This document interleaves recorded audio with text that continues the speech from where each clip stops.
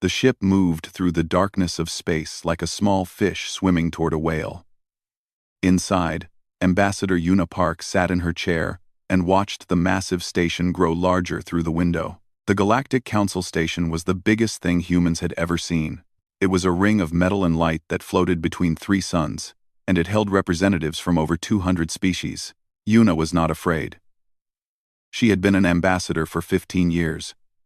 She had talked to creatures with no eyes, beings made of gas, and machines that thought they were alive, but today felt different. The message that called her here had been cold and formal. It did not explain why the council wanted to see her. It only said she must come alone. Her assistant, a young man named Dae Sung, had wanted to come with her. She had told him no. If something bad was going to happen, she did not want him caught in it. He was young and smart, and Earth needed people like him. The ship docked with a soft bump. Una stood up and looked at herself in the small mirror by the door. She was 53 years old, with gray hair that she kept short. Her face showed the lines of someone who had spent her life solving problems. She wore the simple black uniform of Earth's diplomatic corps. No medals, no ribbons. Humans did not believe in showing off. She walked through the airlock and into the station. 2 guards waited for her. They were Velthari, a species that looked like tall insects, with 4 arms. Their shells were dark blue, and their eyes reflected the light like broken glass. Ambassador Park, one of them said, "Follow us." They did not greet her properly. They did not bow or offer the traditional words of welcome. Una noticed this but said nothing. She followed them through long hallways made of white stone. Other species moved past her. Some walking, some floating, some crawling on many legs.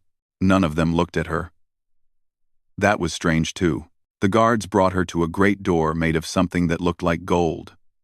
It was 50 meters tall and covered with symbols from 100 different languages. The door opened slowly, and Una walked into the council chamber. It was a room so big that clouds formed near the ceiling.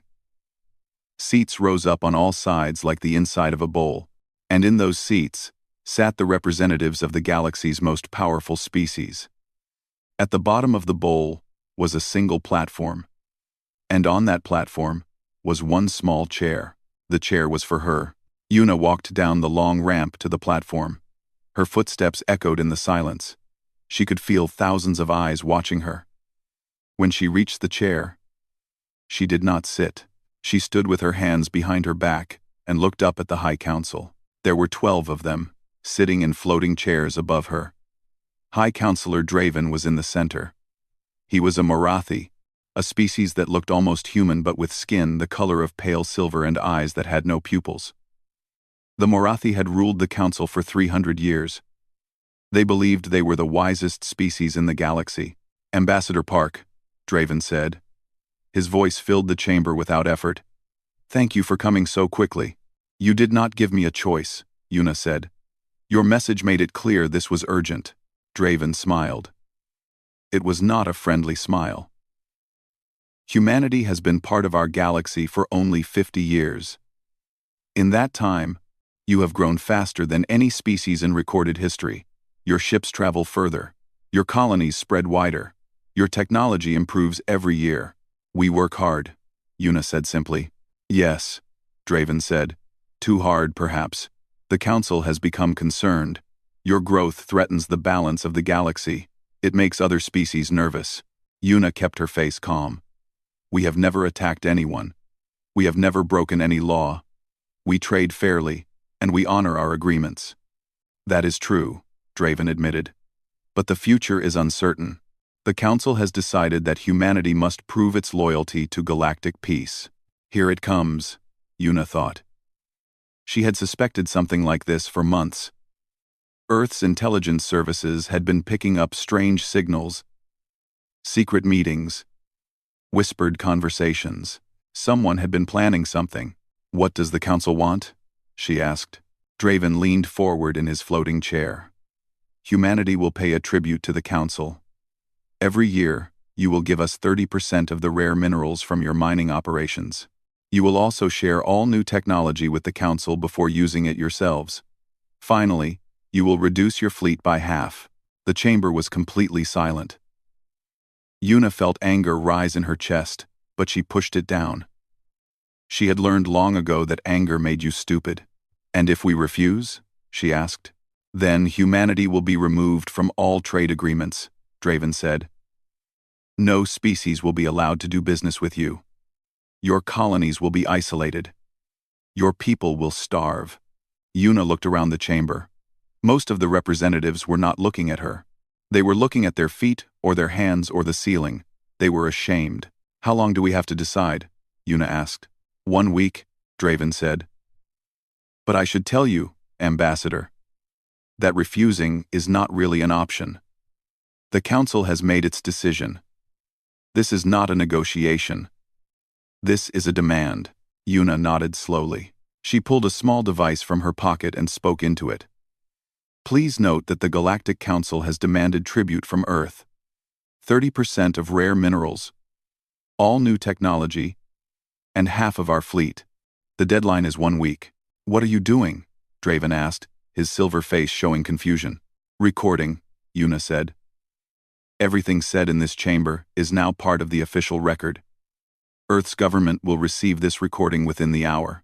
Some of the representatives shifted in their seats. They had not expected this. We have nothing to hide, Draven said, but his voice was less confident than before. Yuna put the device back in her pocket. You say this is not a negotiation. You say this is a demand. Very well. I will take your demand to my government. But I want you to understand something, High Counselor. She looked directly into his pupilless eyes. Humanity does not respond well to threats. We are a young species. Yes. We are small compared to your great empires. But we have a saying on Earth. The size of the dog in the fight matters less than the size of the fight in the dog. Draven laughed. Pretty words, Ambassador. But words will not save you. No. Yuna agreed. They will not. But you might want to remember that words are just the beginning of what humanity can do. She turned and walked back up the ramp. No one stopped her. No one said anything. The great golden doors opened before her. And she walked out, without looking back. In her ship, she finally let herself feel the anger. Her hands shook as she sent the recording to Earth. Then she sat in her chair and looked out at the stars. The Council thought they could bully humanity. They thought humans were weak because they were young. They thought wrong. Yuna did not know what Earth would do. But she knew her people. They did not give up. They did not bow down. And when someone threatened them, they found a way to fight back. The ship turned toward home, and Yuna allowed herself a small smile. The Council had made a mistake. They just did not know it yet. The message from Ambassador Park reached Earth in 6 hours. By the 7th hour, every major leader on the planet had seen it. By the 8th hour, they were all in the same room. The emergency council chamber sat deep under the mountains of what used to be Switzerland. It was built to survive anything. War. Disaster. Even the death of the sun. The walls were thick metal, and the air came from machines that could run for 1,000 years. This was where humanity made its most important decisions. President Hana Cho sat at the head of the long table. She was 60 years old with white hair and eyes that had seen too much. She had been a soldier before she was a leader. And she still carried herself like one. Her back was straight, and her voice was steady. You have all seen the recording, she said. The Galactic Council wants us to surrender our resources, our technology, and our ability to defend ourselves. They have given us 1 week to agree. Admiral Taeho Kang sat to her right. He was the commander of Earth's entire fleet. He was a tall man, with a face like stone, and hands that were always still. He had fought in 3 wars and won them all. They are asking us to cut our own throat, he said. If we give them what they want, we become slaves. We might as well invite them to take over our planets. They know that, said Director Yunbi Lee. She ran Earth's intelligence service. She was small and quiet, with gray hair pulled back in a tight knot. Most people thought she was someone's secretary. That was how she liked it.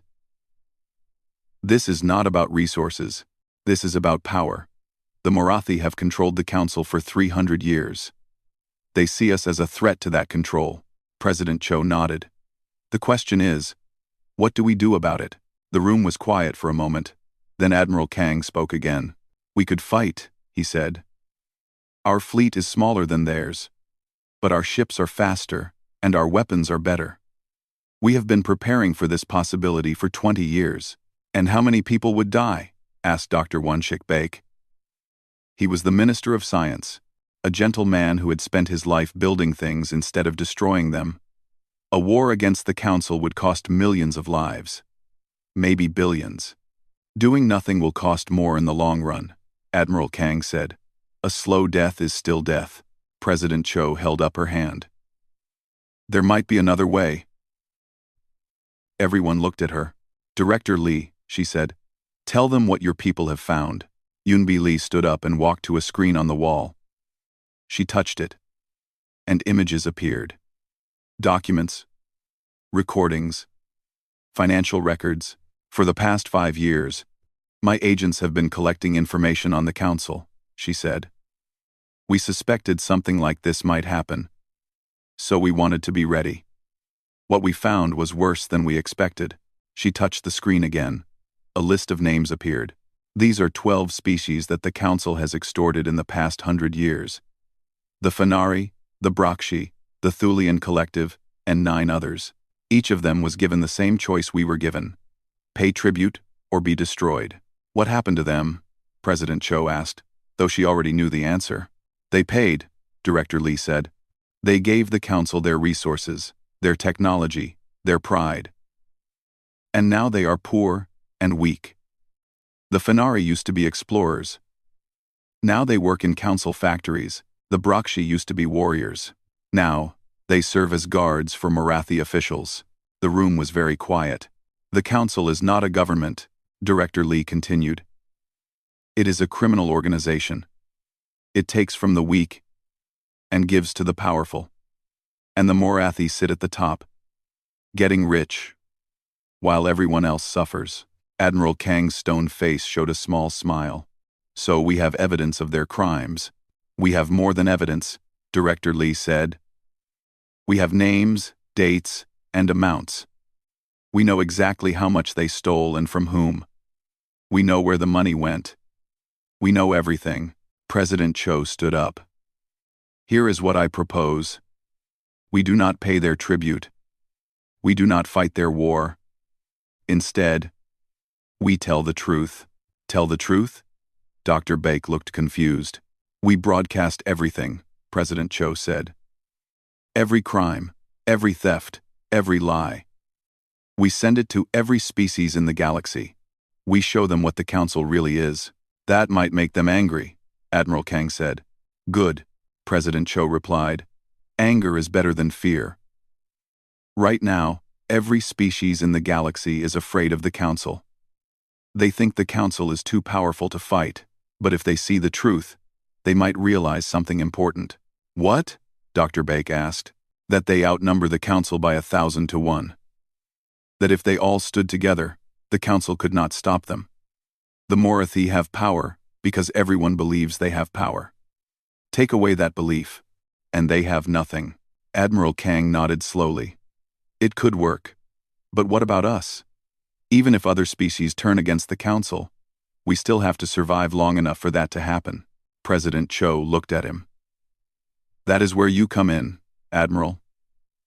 The Council thinks our fleet is half the size it actually is.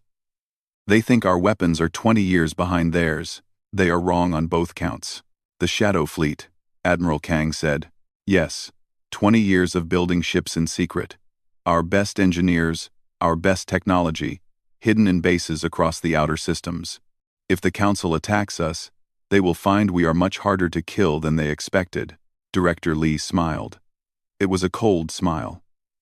We also have something else. Allies. Allies, Dr. Baek said.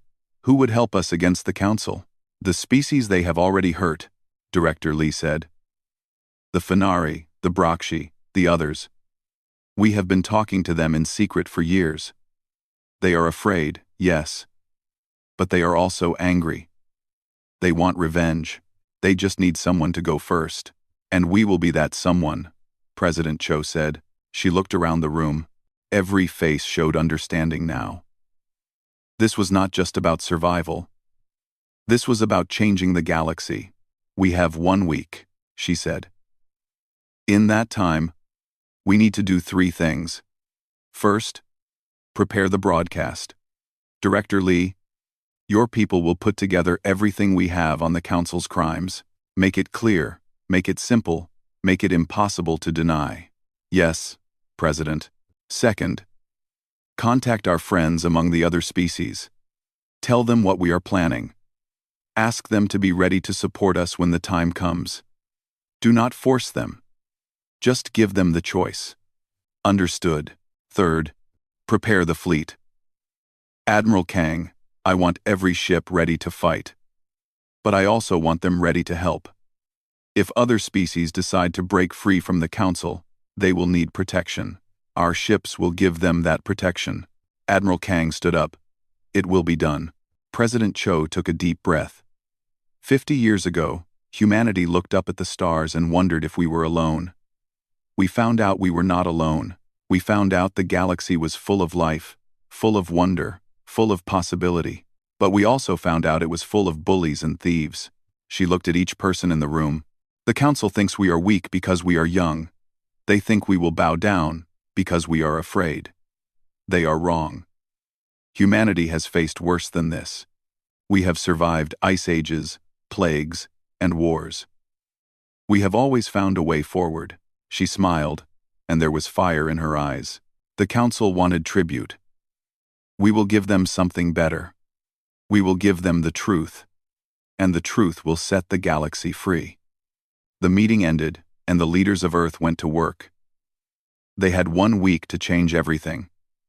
It would not be easy. It might not even be possible, but they were human. And humans never gave up without a fight. 6 days after the Council's demand, the galaxy changed forever. It started with a signal, a single transmission that burst from Earth like a wave of light, spreading in all directions at once. It hit every communication relay, every satellite, every screen on every planet. It could not be blocked. It could not be stopped. It reached into the darkest corners of space and demanded to be heard. High Counselor Draven was eating his breakfast when the signal arrived. His personal screen flickered once, then showed a human face. It was President Hana Cho, and she was smiling. "Citizens of the galaxy," she said. "My name is Hana Cho, and I speak for the people of Earth." 1 week ago, the Galactic Council demanded that humanity surrender its resources, its technology, and its freedom. They called it tribute. I call it theft. Draven dropped his food and reached for the controls. He tried to turn off the screen. It did not respond. Across the galaxy, billions of beings were watching the same broadcast. They watched in their homes, in their ships, in their factories and farms. The signal had been designed by Earth's best engineers. It was impossible to ignore. "The Council says this is for galactic peace," President Cho continued. "They say humanity has grown too fast, too strong. They say we threaten the balance. But I want to show you something. I want to show you the truth about the Galactic Council." The screen changed. It showed documents, recordings, financial records. It showed the faces of council members accepting bribes. It showed secret orders to destroy evidence. It showed everything that Director Eunbi Lee's agents had collected over 5 years. 100 years ago, the Council did the same thing to the Fenari. They demanded tribute. The Fenari paid. Look at them now. Images appeared of Fenari workers in dirty factories. Their beautiful blue feathers were dull and broken. Their eyes were empty. 80 years ago, they did it to the Brakshi. The greatest warriors in the galaxy became servants and guards. More images. Brakshi soldiers in council uniforms, standing silently, while Morathi officials walked past them. 60 years ago, the Thulian Collective. 40 years ago, the Vorn. 20 years ago, the Kelith Federation. Again and again, the same pattern. Demand tribute. Take everything. Leave nothing but slaves. President Cho appeared on the screen again. Her face was calm, but her eyes burned with anger. The Council is not a government. It is a machine designed to steal. And the Morathi sit at the center of that machine, getting rich while everyone else suffers. On the Council station, High Counselor Draven was running through the halls. His silver face was pale with fear. He burst into the Council chamber, where the other High Counselors were already gathered.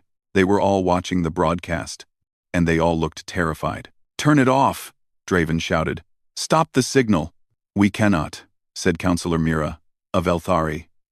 Her voice was shaking. "It is coming from everywhere. Our systems cannot block it." The broadcast continued. "The Council thought humanity would bow down like the others," President Cho said.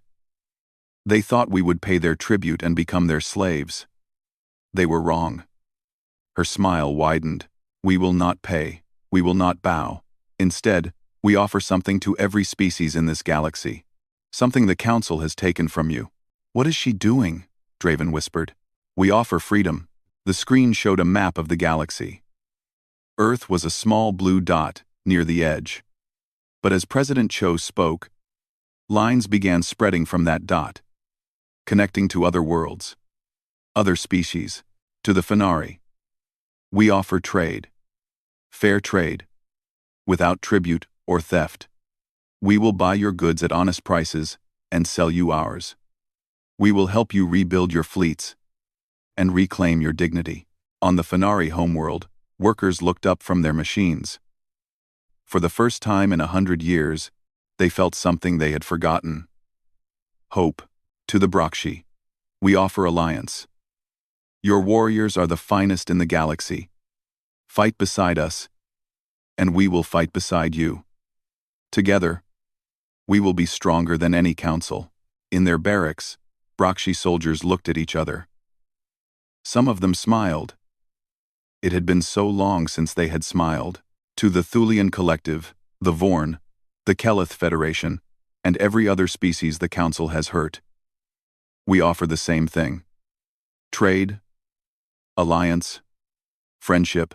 We ask nothing in return except that you stand with us, and we can build something new.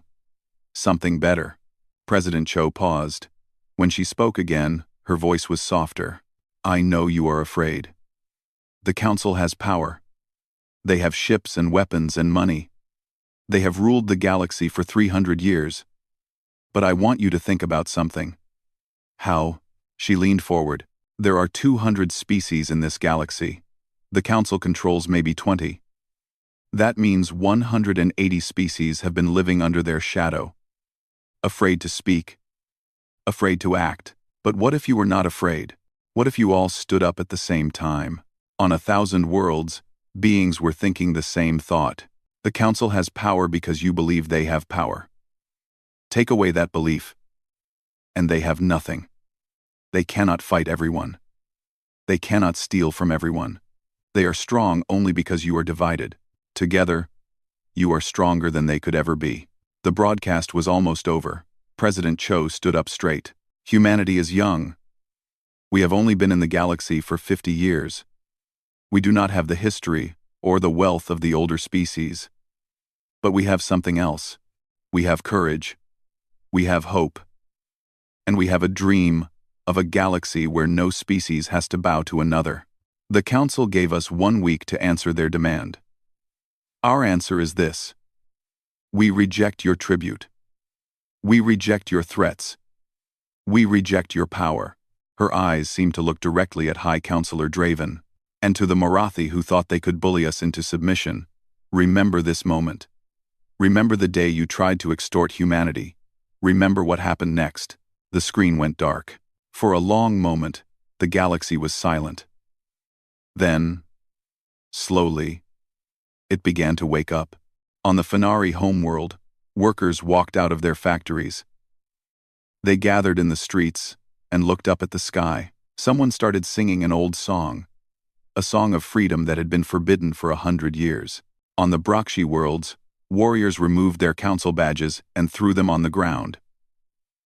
They found their old weapons, the ones they had hidden in secret, and they held them high. Messages began flooding into Earth, hundreds of them, thousands. Species that had been silent for decades were speaking again. They said things like, "We are with you. And tell us what to do. And we have waited so long for this." In the council chamber, High Counselor Draven stood frozen. His perfect silver face was twisted with rage and fear. Around him, the other counselors were arguing, shouting, blaming each other. "This is your fault," Counselor Mira screamed at him. "You pushed them too hard." "They were supposed to be afraid," Draven shouted back. "Everyone is always afraid." But even as he spoke, he knew the truth. Something had changed. The fear that had held the galaxy together for 300 years was breaking apart. And once it was gone, it would never come back. On Earth, President Hanacho watched the reports coming in. She saw the Fenari singing. She saw the Brakshi raising their weapons. She saw the messages of hope flooding across the stars. She allowed herself a small smile. The broadcast had worked. The truth was spreading. And now the real work would begin. The council had wanted tribute. They had received something else. They had received a revolution. The collapse happened faster than anyone expected. 3 days after the broadcast, the Fenari announced they were leaving the council. Their leader, a proud male with bright blue feathers, stood before the cameras and spoke words his people had dreamed of for a century. "We will no longer pay tribute to thieves," he said. "From this day forward, the Fenari are free." The next day, the Brakshi followed. Then the Thulian Collective. Then the Vorn. One by one, species began breaking away from the council. Each announcement brought more courage to the others. Each act of defiance made the next one easier. High Counselor Draven watched his empire crumble. He stood in the council chamber with the other high counselors. But the chamber felt empty now. Half the seats were vacant. The representatives who had filled them had gone home, called back by their governments. The ones who remained looked scared and confused. "We must do something," Counselor Mira said. Her voice was high and nervous. "We must stop this." "How?" Draven asked bitterly. "Should we attack them all? Should we go to war against half the galaxy?" "We have the ships," said Counselor Thren, a Morathi like Draven. "We could make an example. Destroy one world, and the others will remember their place." Draven shook his head. "That might have worked before the broadcast. Now, if we attack anyone, we prove everything the humans said about us. Every species in the galaxy will unite against us. Then what do we do?" Counselor Mira demanded. Draven had no answer. On Earth, Admiral Teho Kang was having a very different kind of problem. Too many species wanted to join humanity's new alliance. His officers were working day and night to coordinate everything. "The Brakshi want to send a war fleet to help us," reported Captain G1 Moon. She was young, but Kang trusted her completely. "They say they owe us a debt of honor." "Tell them we are grateful," Kang said. "But we do not need warriors right now. We need builders. Ask them if they can help protect the Fenari trade routes. The council might try to disrupt commerce." "Yes, Admiral." More reports came in. The Kelith Federation was offering to share their medical technology. The Thulian Collective wanted to establish an embassy on Earth. A dozen smaller species were asking for protection, afraid that the council would punish them for leaving. Kang smiled to himself. This was what victory looked like. Not explosions and death, but cooperation and hope. President Cho had been right. The truth was more powerful than any weapon. But the council was not finished yet. On the 4th day after the broadcast, Ambassador Una Park received a message. It was from High Counselor Draven, and it was marked urgent. He wanted to meet with her. Alone, Una read the message 3 times. Then she called President Cho.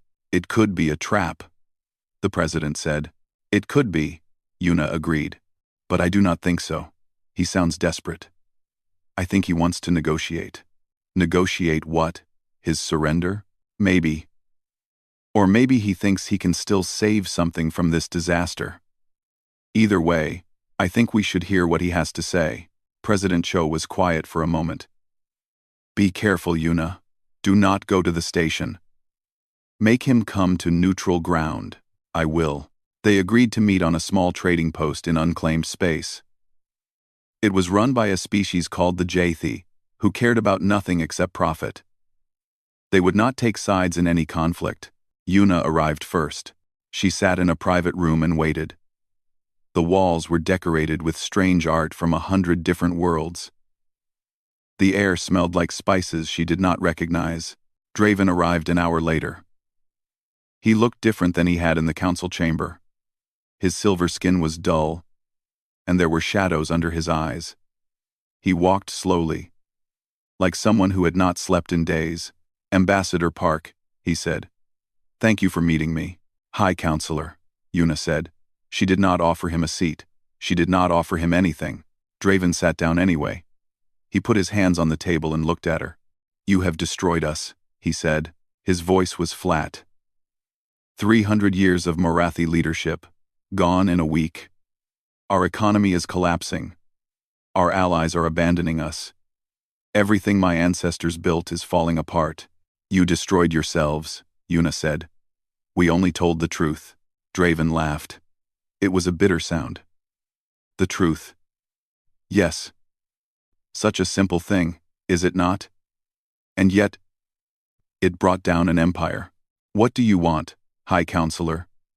I do not think you came here to cry about your losses." Draven leaned forward. "I came to offer a deal. The Council still has resources. We still have technology, ships, knowledge. We could be useful to your new alliance. In exchange for what? Our survival. Let the Morathi keep some of what we have. Let us be part of this new order you are building. We will accept a smaller role. We will follow your rules. Just do not destroy us completely." Yuna studied his face. She saw fear there, and anger, and something else. Calculation. Even now, even with everything falling apart, he was looking for an advantage. "You want to keep your power," she said. "Just a smaller version of it. Is that so wrong? Every government needs administrators. People who know how to run things. The Morathi have that knowledge. We could help you." Yuna stood up. She walked to the window and looked out at the stars. 3 days ago, she said, I received a message from a Fenari family. They told me about their grandfather. He was a scientist, one of the best in the galaxy. When the council took over, they put him to work in a factory. He spent the last 40 years of his life doing work that any machine could do. He died last year, still waiting for freedom. She turned back to Draven.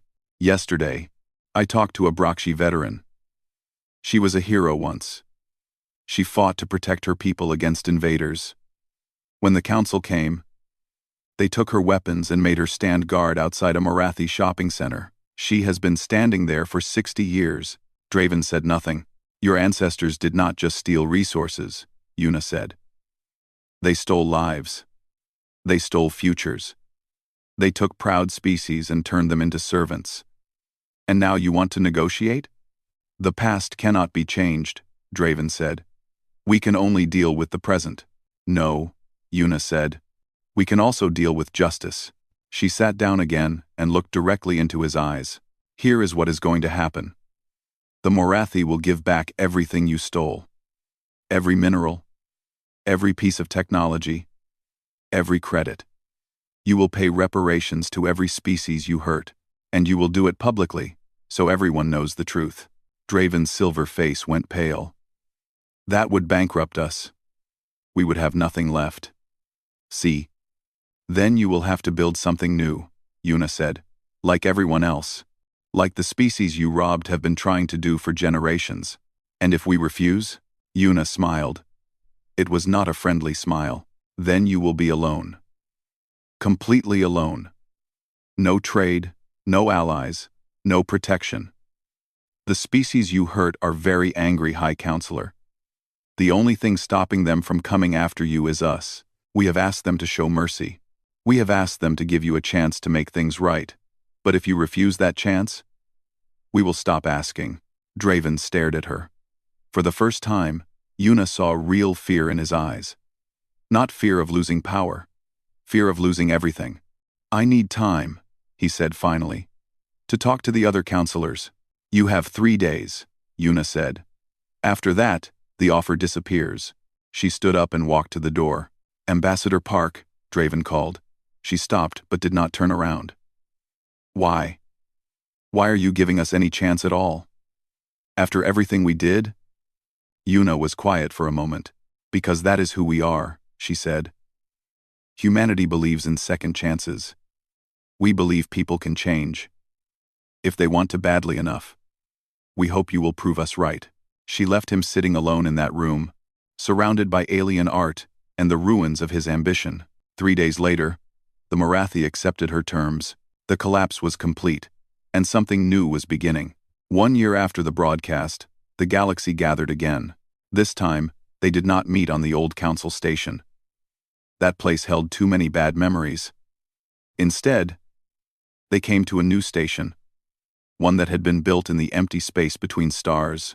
It was called Unity Point, and it belonged to no one and everyone at the same time. Ambassador Yuna Park stood at the center of the great hall. Around her, in rising circles of seats, sat representatives from over 150 species. They had come from every corner of the galaxy to be part of something new. President Hana Cho spoke first. Her voice carried across the hall, strong and clear. 1 year ago, the old council tried to extort humanity. They demanded tribute. They threatened us with destruction. They thought we would bow down like so many others before us. She paused and looked around the hall. They were wrong.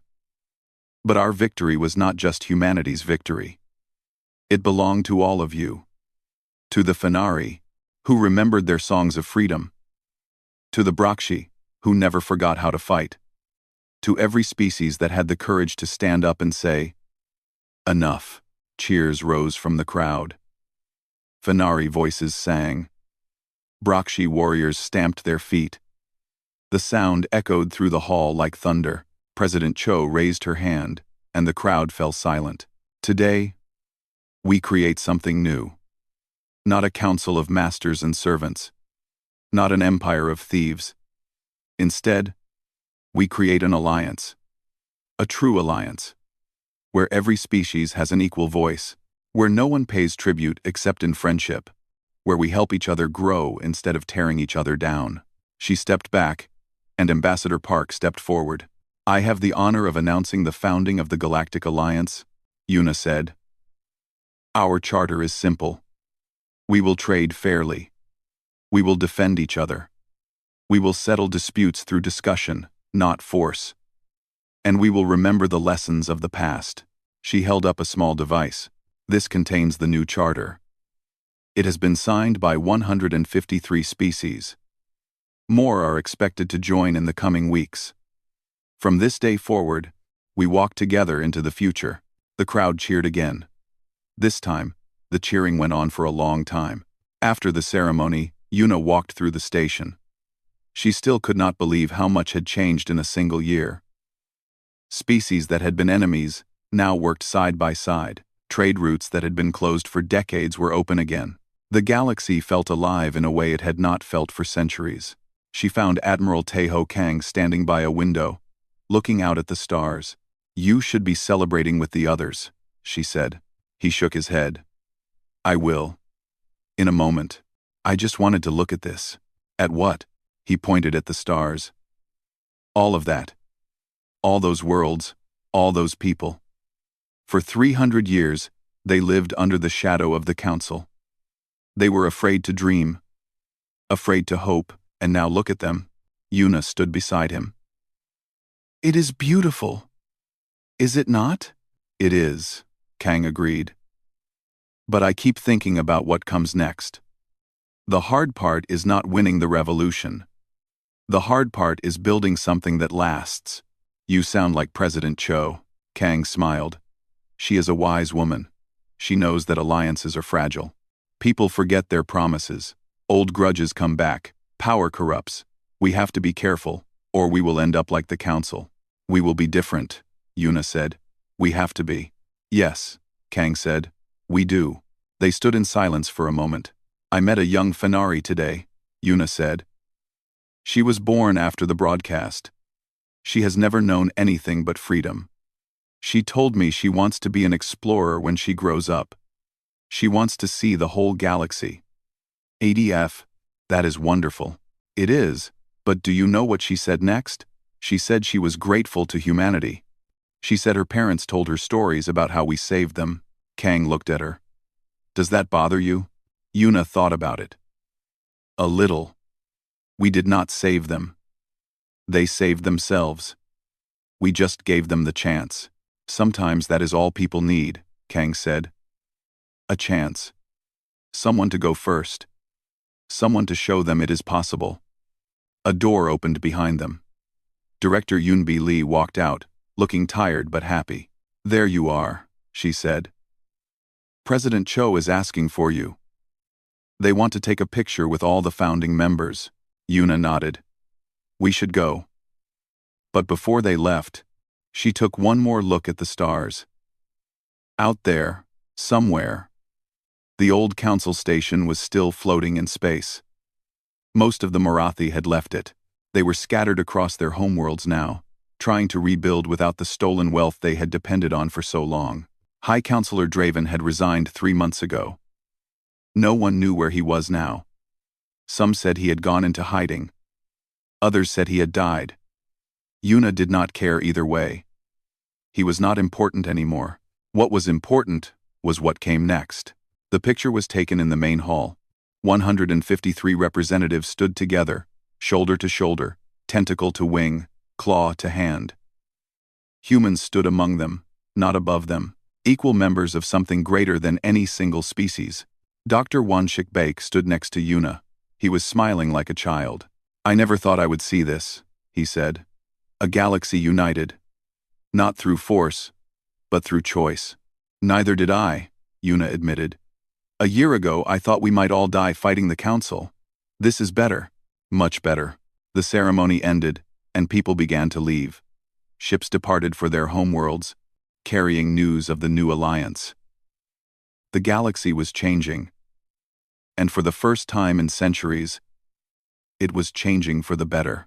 President Cho found Yuna sitting alone in an empty hall. The older woman sat down beside her. You should get some rest, the president said. You have been working too hard. So have you. President Cho laughed. Yes, but I am old. I am allowed to be tired. You still have many years ahead of you. Yuna was quiet for a moment. Do you think it will last? The alliance, I mean? I do not know, President Cho said honestly. Nothing lasts forever. Empires rise and fall. Alliances break and reform. But I know one thing for certain. What is that? This is better than what came before. And that matters. Even if the alliance breaks apart someday, even if new problems arise, we will have shown the galaxy that another way is possible. We will have proven that fear and greed are not the only ways to hold civilization together. She put her hand on Yuna's shoulder. 50 years ago, humanity looked up at the stars and wondered what we would find.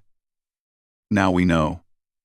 We found friends, enemies, wonders, and horrors. We found a galaxy that needed saving, not from monsters, but from itself. She smiled, and we helped save it.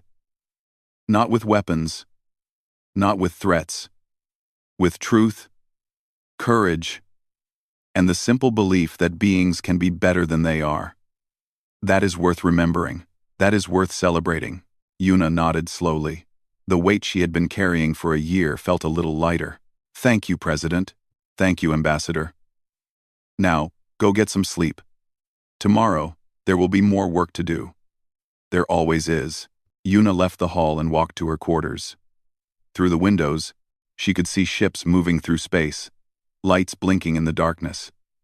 Each light was a species, a culture, a world full of dreams and hopes.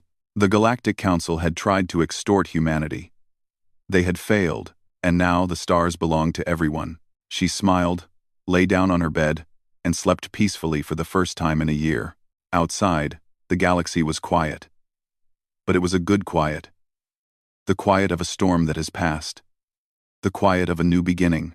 And somewhere, in the darkness between stars, A young Fenari girl was looking out her window and dreaming of all the places she would explore. The future was bright.